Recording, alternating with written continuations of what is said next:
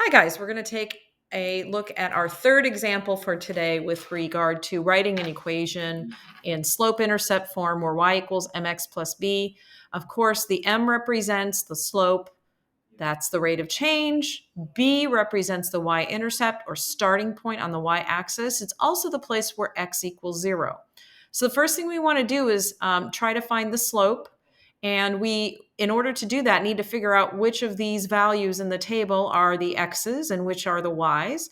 The x's are going to be the independent variable, and that in this case are the number of houses visited. This is like trick-or-treating. So the number of houses visited on Halloween, that's the independent variable.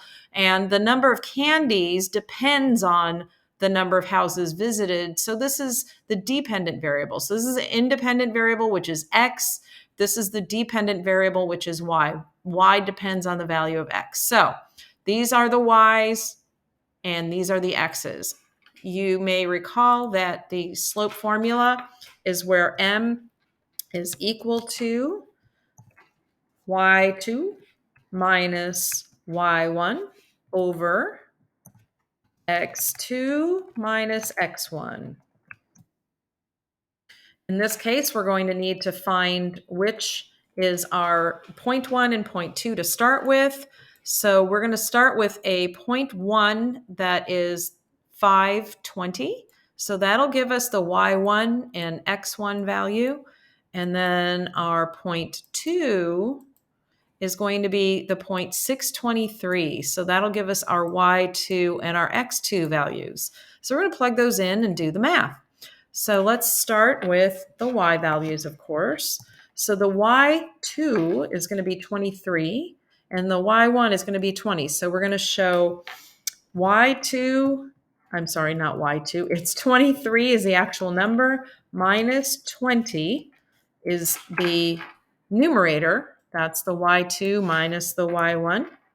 Then we're going to do x2 minus x1. x2 is 6, x1 is 5, so it's going to just be 6 minus 5. All right, then we're going to move on and actually do the math here. When we subtract 23 minus 20, we're going to get a value of 3. And when we subtract 6 minus 5, we're just simply going to get a value of 1.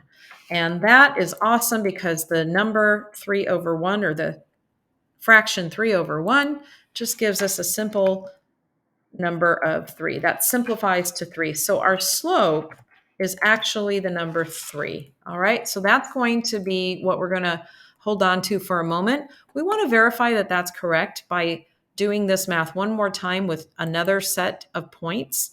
So we're going to start again with a y1 of 7 and 26 and a y2, I'm sorry, a 0.1 of 7 and 26 and a 0.2 of 8 and 29. So the 8 and 29 are the y2 values. The 7 and 26 are the y1 and x2 values. So let's do that math. It's going to be in the numerator 29 minus 26. And in the denominator, it's going to be just 8 minus 7. Right? That's going to give us, let's see, in the numerator, we will have a value of 3 when you subtract 29 minus 26. So that's going to be the numerator. And then in the denominator, 8 minus 7 is just 1, and that's awesome because that simplifies to the value that we wanted. You can see here that 3 over 1 matches what we got over here for our slope. So I'm going to replace our m in the equation with the value of 3. So let me write that over here on the side. So we're going to write y equals 3x plus b. Now we're going to have to solve for the b value or find the b value, which is the starting point. I always like to see if I have an x that is equal to 0 in my first column already set up, but I do not, because if I had a value of 0 here, that would just give me right away the B value. But I don't have that value of 0 here. So I'm going to have to solve for it. I'm going to need to choose one of these points or one of these set of coordinate pairs to plug into the y and the x so I can solve for the b. Let's try the first set of points here where we have 5 and 20. So we're going to try where x is 5 and y is 20. We're going to plug those values in. So the y value there is 20. And that's going to equal 3 times the x value, which is 5. And that's going to be plus b. And so that's the equation I want to simplify and solve. So I need to multiply the 3 times the 5. And that would give me a 15. So that means that I'm going to have 20 is equal to 15 plus b. And now I'm going to go ahead and just subtract 15 from both sides of the equation. So from here and from here, so I can isolate the b.